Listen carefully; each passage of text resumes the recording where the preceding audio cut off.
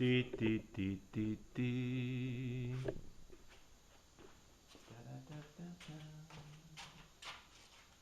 Hello everybody, welcome. Today is a special day because I have my good friend Brian, he is from Peak Skill, and he's here with me for today and tomorrow. And so a big hello, Brian, to you, and great to have you with us. And a big hello to all those at the Peak Skill Clay Studio, Ben, etc., and all those who work there over in Peak Skill, New York. So anyway, we had a firing yesterday here in my little converted gas kiln, and we're just going to have a look. What do you reckon, Brian? How's it looking? Amazing. It's beautiful stuff. Well,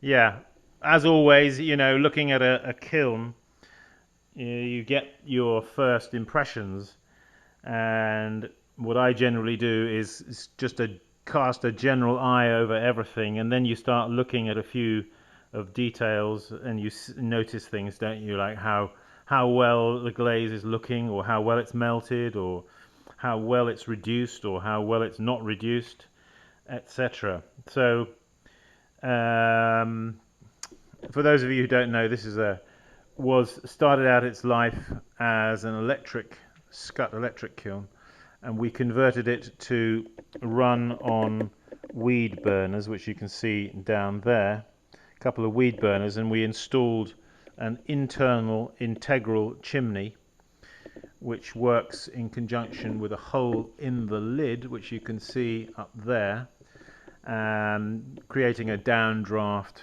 type of kiln. It works pretty well.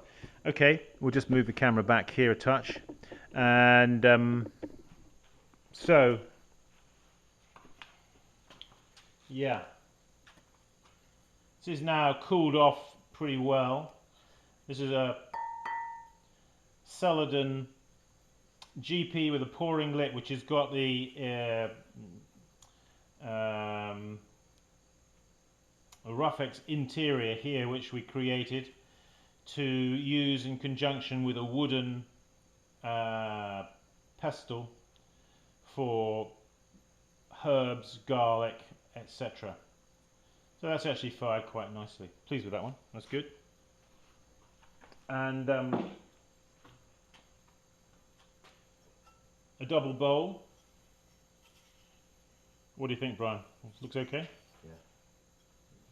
This is just the two bowls pushed together, and then a hole cut through here in the middle. I'll tell you what, if you, Brian, if you just go around the other side, and then I'll pass them to you. And look, there's some wear boards just on the other side there. If you put those wear boards on the table, and then I'll pass the stuff to you, and then we can talk about it. And if you see anything that you like, Brian, chirp up.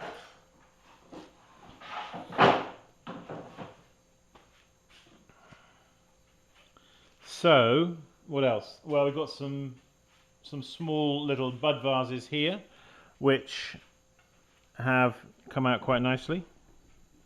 Let's just move in a touch. Sgraffito. Another little simple brush decoration in iron and cobalt. Another Sgraffito bud vase, quite nice.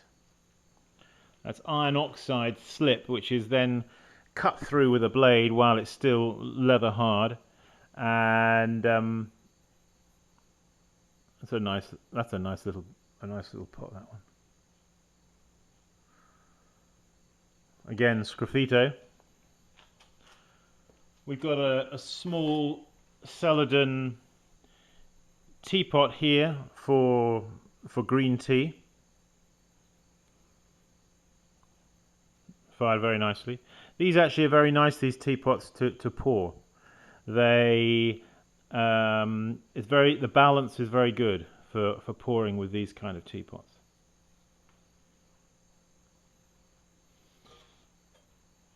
A little lidded pot here in celadon with blown wood ash straight from my fireplace on the outside, with a little throne fitting lid.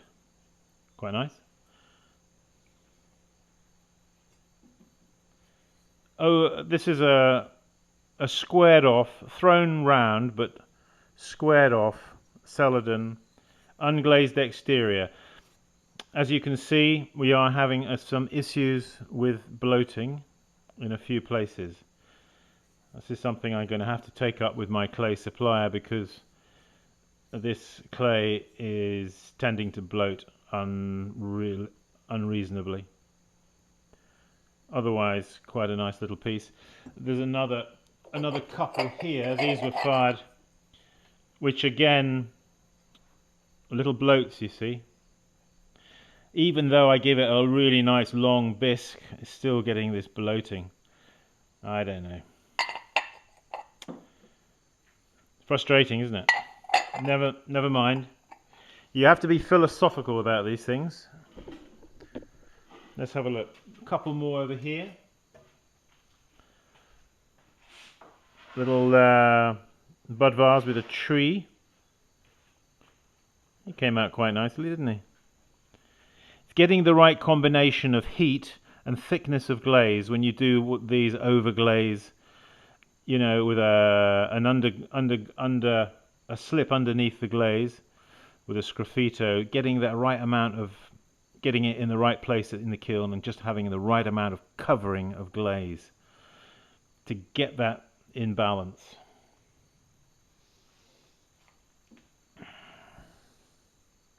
Little tea bowl with an impressed outside, unglazed exterior, just wood ash, and a little bit of iron oxide I rubbed into the indentations. And quite nice. Little bud vase with brushwork decoration. That's quite nice, isn't it? It's sort of delicate. Do you think, Brian? Yeah, it's amazing. It's got a little bit of delicateness about it. I quite like that. There you go. Right, what we're going to do now is remove this top shelf. So when you have a shelf like that, before you remove it, you see how you see how the glaze is. So you want to just rock the shelf a little bit, you see, before you lift it out, because you don't want a prop to stick and then fall onto the pots. Let's have a look here. What do we got? Let's just have a look at the cone to start with. That's a cone 10, as you can see. He's way over. That's good. Okay, let's pull out some of these pieces.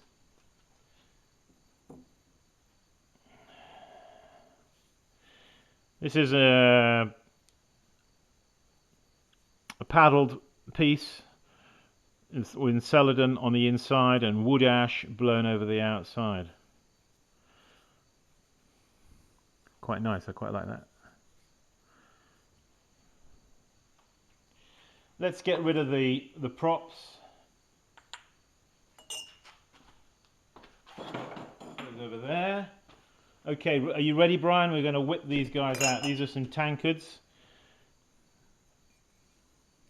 Quite nice. I'll put them there, okay, and if you just take them from there. Thing about brushwork is getting enough thickness of iron oxide, so you get a nice, so it breaks nicely, you know. Now the iron oxide is applied before the glaze or after the glaze? In this case, we apply on top of the glaze. You can actually do an underglaze as well. Quite nice. These are $35 a piece. Anybody interested? Get in touch. These tankards. It's a nice little tankard there. Oh, look.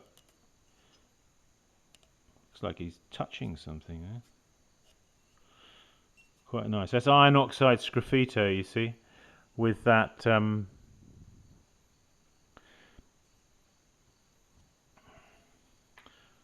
let's just bring this into a little bit of a more into close, so people can see the glaze. This is wax brushed over raw clay and then dipped in red iron oxide slip, and then the white glaze after the bisque put over. Okay, is that a number? That little number. Again here,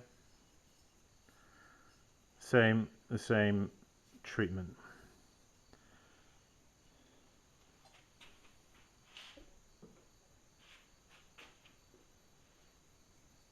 Yeah, these are quite nice, aren't they? We need to grind these off on the bottoms.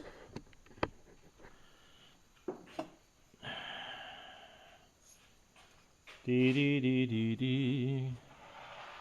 La la la. La la la la la la. Dee dee dee dee dee. Thank you. Over here in this corner we have a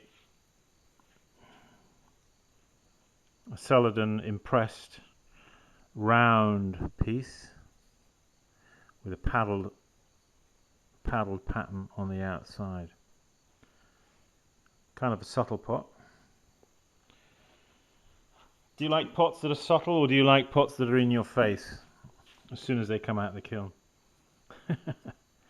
This is another one of these with the blown wood ash over the surface.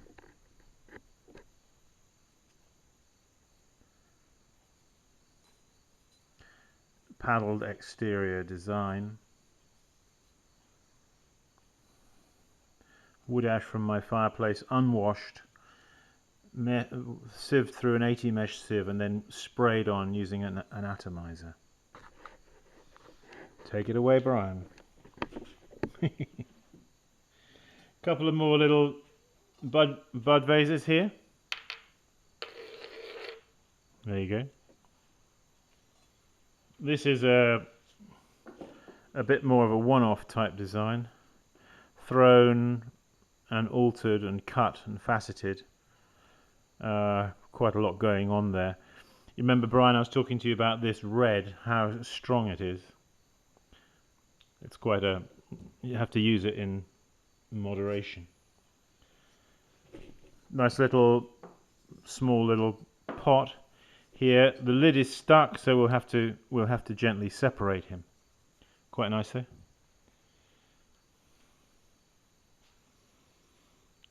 A thrown cylindrical form with a brushwork decoration and red hanging flowers. Yep.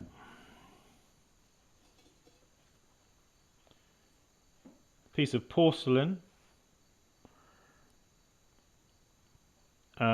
Just pass me that hammer, would you?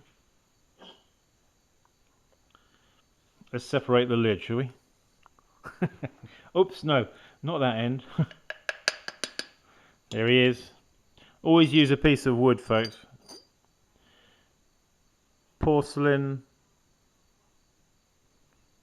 fluted Celadon. Quite nice, I like that. Good, we're moving on. Let's see. These are some of that Temmaku I used that I don't know what's happened to my Temmaku. It's gone wrong. I think I made a mistake by... I've made a mistake with it. I don't know what I've done, but... I mean, they're not bad. It's not that, like, they're not likable, but it's just not what I was after. It's not like a black and with a ilmenite. Okay, let's get this shelf out. So we're going to rock the shelf and lift. And there he is.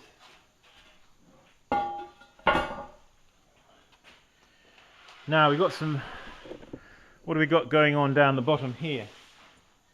So, okay, Brian, we're going to have to speed up. Let's get rid of the props. Remember, just dip your ends of your props in backwash.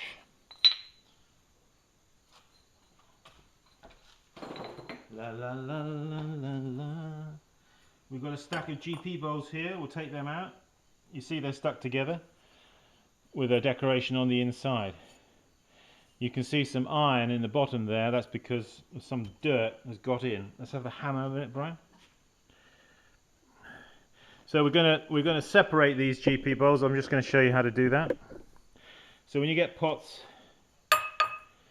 all right. Now these are stuck, but they're not really stuck.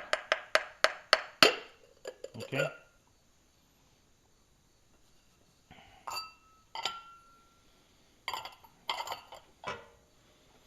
Good. What else? Oh, here's a little pot I put on a prop. Look. It's a little GP bowl with little... Oops, we're not pointing the camera in the right direction, are we? That's it. Oops. Little GP bowl with little handles at each end, which is basically just a little hole put in under the rolled rim, you see. And then that acts as a little splinter there where it was sat on the top of the prop.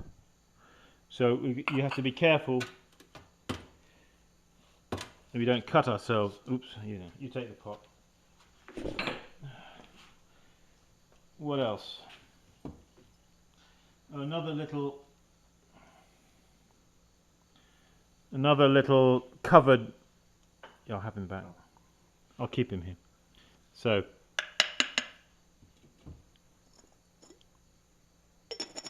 stoneware, celadon engraved. Quite nice.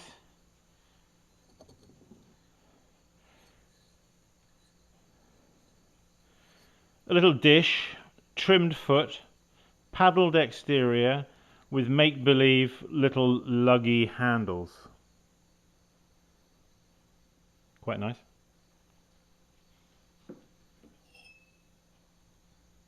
Well, here's an interesting number. Look, what is it? A goblet? No, it's not. It's actually. Hang on. It's just a small little ramekin with a decoration inside. On top of which, you see, I fired it in the kiln like that. So the top pot here, blown wood ash. Here, running down. This is my wood ash from the fireplace. Celadon on the inside. Okay, take it away.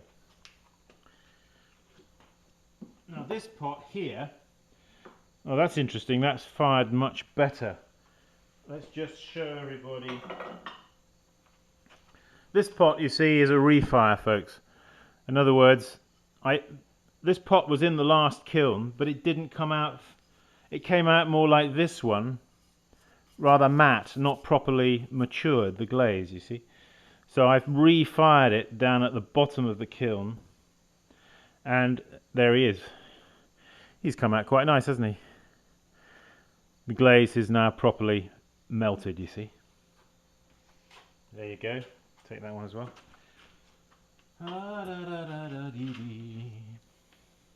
Here's another one of these round, impressed, trimmed with wood ash sprayed all over, celadon on the inside. Do you like that one, Brian? Do you like this form? Do you like these?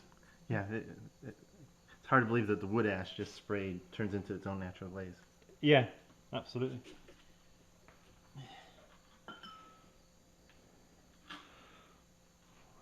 A little open bowl, kind of engraved decoration.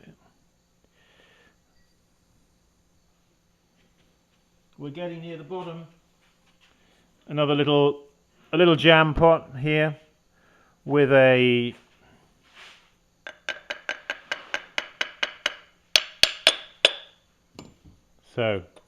There he is.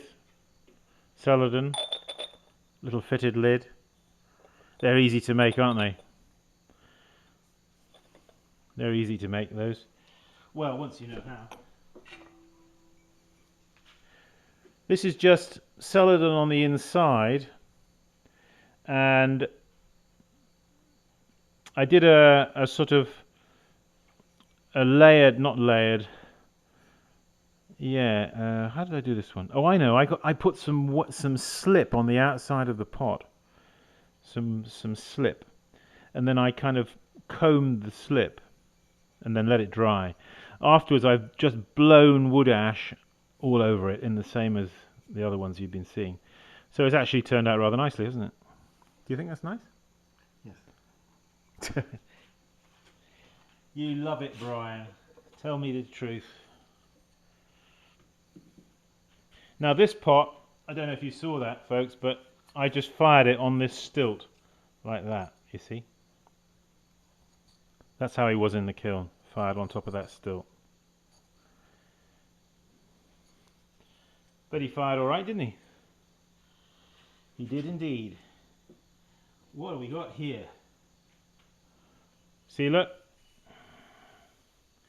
He's just stuck together, isn't he? So, little picture.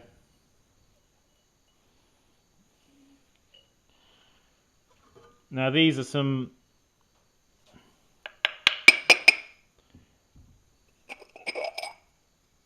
with little trees on the inside. Unfortunately, again, we have some bloating going on with this clay body.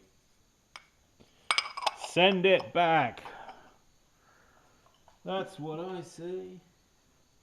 Now this pot was a refire, and it didn't actually have any iron oxide on it before, but I added that afterwards, and it's kind of worked. Passable. We've got down here some little tea bowls with iron oxide, hackamy, and wood ash blown over. A couple there. Quite nice little numbers. Nice little number. Another one here. Quite nice. We've got a refire here. This was a refired Chino piece, and it's only a little bit better than what it was when it went in. It's funny, isn't it? I don't know why. It's a paddled piece, squared off with Chino, but you know, it's almost like it hasn't, the glaze hasn't fully matured. What do you think? What do you think, Brian? It's not like it's like it hasn't, I don't know, like it hasn't fully. Yeah, another one of these.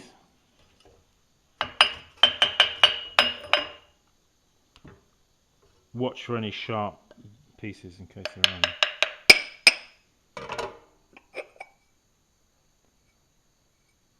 Did I see something fall off that?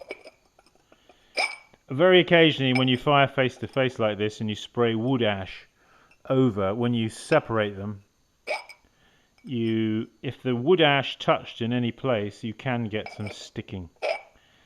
But it happens so infrequently. In fact, we have a little tiny chip. Cool question, Simon. Yeah. When you spray the wood ash, are they upside down on top of each other? Yeah, they're just like that. I spray them when they're just like that. I see. You see? But when I spray the wood ash, I'm careful not to spray in between them here. I spray to each side, but inevitably some of the wood ash finds its way in, and occasionally it can cause sticking. That's that. 2 more to go. Wow, here's a tankard which got no decoration on it. There's a tankard with no decoration for you folks, because I thought that it had a decoration under the glaze, and in fact it didn't. So it's a very plain, looking tankard. But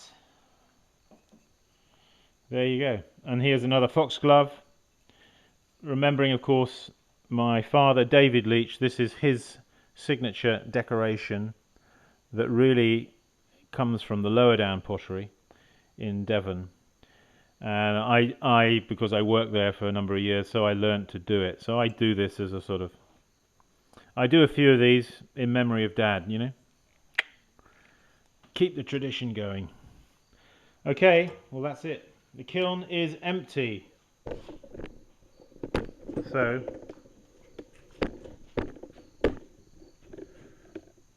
we've got all that lot over there on the table, on the far table over there, plus all these pieces here. So we get quite a lot out of that small kiln. Good. Well, what do you reckon, Brian? Keep practicing. Yeah. Yeah, I mean, you know, as every kiln is a mixture of exceptionally good results, where you get a lesser percentage, a lot of good mediocre pots, and then you get a few seconds and a few pots that are learning curve pots, where we have to think again, you know, things like the bloating, especially. If we discounted the bloating that we were getting, I would say it was a pretty good firing, wouldn't you? Yes. On a whole, I would say so. Hey folks, thanks a lot for joining us. From Brian and me, what do we say, Brian? Keep practicing. Keep practicing. See you next time. Bye bye.